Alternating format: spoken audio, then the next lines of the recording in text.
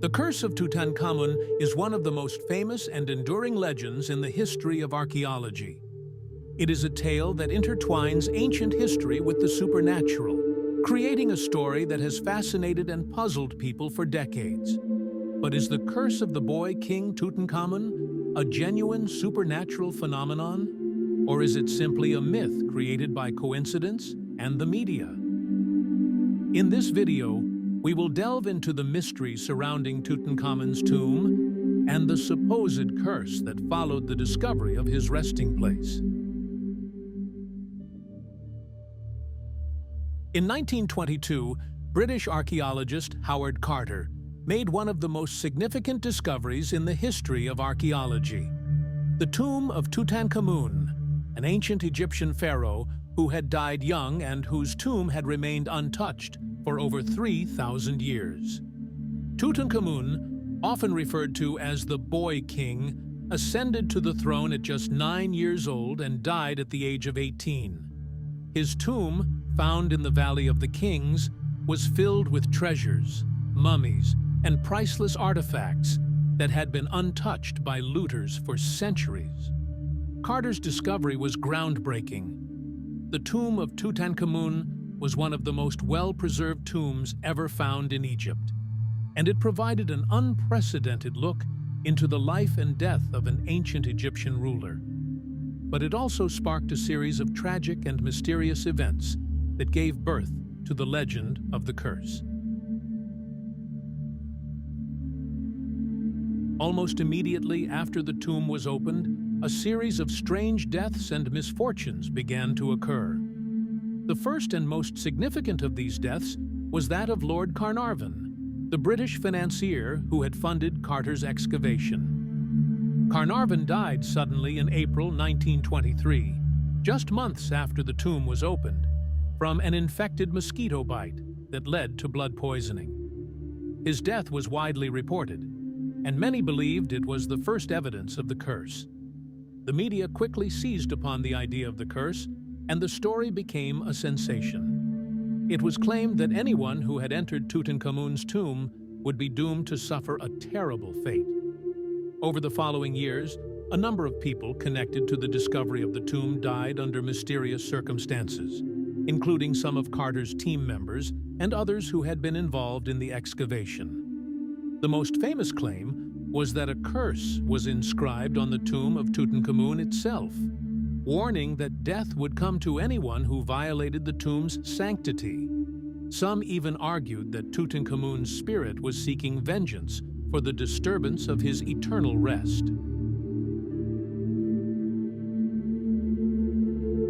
The curse theory gained further traction due to a series of strange and tragic events. Besides the death of Lord Carnarvon, many other individuals associated with the excavation died prematurely or under strange circumstances. For example, George Gould, an American millionaire who had visited the tomb shortly after its opening, died in a car accident. Richard Bethel, a member of Carter's team, died in 1929 under mysterious circumstances as well, leading to further speculation. One of the most famous cases was that of Sir Bruce Ingram, a journalist who had been involved in covering the tomb's discovery. His home was destroyed by fire, and he also lost his wife to an untimely death. This string of tragic events fueled the belief that Tutankhamun's curse was real, and that anyone involved in the tomb's discovery was doomed to suffer misfortune. As more people associated with the tomb's discovery passed away or faced mysterious accidents, the curse became a staple of both popular and scientific discussion. The stories surrounding the curse spread far beyond Egypt, and the legend of Tutankhamun's curse became one of the most enduring mysteries in history.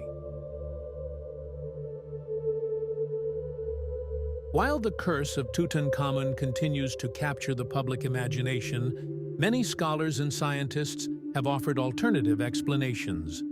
One of the most plausible explanations is that many of the deaths and misfortunes that occurred after the tomb's discovery were simply coincidences. For example, Lord Carnarvon's death from an infected mosquito bite was tragic, but not particularly unusual.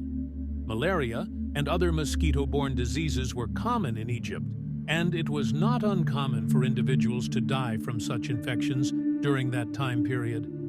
Additionally, Lord Carnarvon was already in poor health before he contracted the infection, which likely contributed to his premature death. As for the other deaths, it is important to note that many of the individuals who were connected to the tomb were elderly or had pre-existing health conditions. For instance, some of the people who died were involved in the excavation for many years, and the stresses of such an endeavor could have taken a toll on their health. Some deaths were also related to natural causes, such as heart attacks or accidents, which were not unusual for people of their age. Ingram's tragic fire, for example, may simply have been a tragic accident rather than a supernatural event. It is also important to note that there were many individuals who were involved in the discovery of the tomb who did not experience any misfortune or death, suggesting that the curse was not universal. In addition to the coincidence and rational explanations, another significant factor in the spread of the curse legend is the role of the media. The discovery of Tutankhamun's tomb was a major international news story, and the media capitalized on the mysterious deaths to sell newspapers and attract attention. The curse narrative was sensationalized and exaggerated, and the media played a significant role in spreading the myth. The concept of the curse was so appealing to the public that it became more of a cultural phenomenon than a factual event. It fit perfectly into the popular fascination with the supernatural during the early 20th century. The curse became a symbol of the power of the ancient Egyptians and their ability to protect their secrets from the grave. Despite the mysteries surrounding his tomb and the legendary curse, Tutankhamun remains one of the most significant figures in ancient Egyptian history. His tomb, with its wealth of artifacts, offered unparalleled insight into the ancient world, and the discovery of his resting place helped to spark renewed interest in Egyptology and ancient Egyptian culture. Today, the legend of Tutankhamun's curse is seen by many as a combination of myth, superstition, and media sensationalism. While the deaths and misfortunes that followed the tomb's discovery are certainly intriguing, they are also largely explained by natural causes and coincidences. The curse, rather than a supernatural phenomenon, is now viewed as part of the enduring mythology surrounding one of the world's most famous archaeological discoveries. So, was Tutankhamun's curse real or simply a superstition? The answer, it seems, lies somewhere in between. While the string of mysterious deaths and accidents connected to the tomb certainly adds to the intrigue, they can largely be explained by coincidence, disease, and natural causes. Ultimately, the curse is a product of human imagination, a tale that reflects our fascination with the ancient world and our desire to uncover its hidden mysteries. Tutankhamun's tomb may have been opened, but his legacy and the legend of the curse continue to captivate us to this day.